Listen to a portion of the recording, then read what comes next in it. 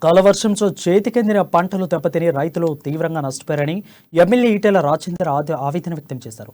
Camp కార్యాలయంలో ఆయన మీడియాతో మాట్లాడారు. బస్తా వరి ధాన్యంపై 600 గ్రాములు కటింగ్ చేస్తున్నట్లు అసెంబ్లీ సాక్షిగా మంత్రి స్పష్టం చేసినా కొనుగోలు కేంద్రాలు ఎలాంటి ఇబ్బందులు లేవని ఓ రైతు చెప్పానని స్పీకర్ క్షేత్రస్థాయిలో పరిశీలించానని కోరారు. కొనుగోలు కేంద్రాలను ముందస్తుగా ప్రారంభించడంతో వర్షాలకు ధాన్యం తడిచి మొలకెత్తడంతో రైతు కుటుంబాల విషాద ఛాయలు అలుముకున్నాయని అన్నారు. రైతుల సమస్యలపై మాట్లాడిన విపక్షాల నాయకులపై ప్రభుత్వం అధికార పార్టీ నాయకులు ఎదురుదాడి చేస్తున్నారని ఆందోళన వ్యక్తం చేశారు.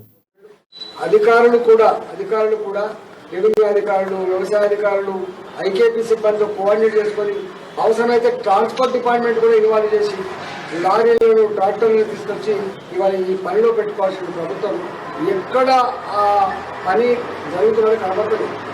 గతంలో మేము 2009లో 10లో ఇట్లాంటి పరిస్థితి వచ్చినప్పుడు రోడ్ల మీదనే ఆర్టీఎల్ నిలబడి మొత్తం లారీలను కూడా సీజ్ చేసి వాటిల్లో ధాన్యాన్ని నింపించి మిల్లు కంప్లీట్ చేసే సిస్టమ్ ఉంది.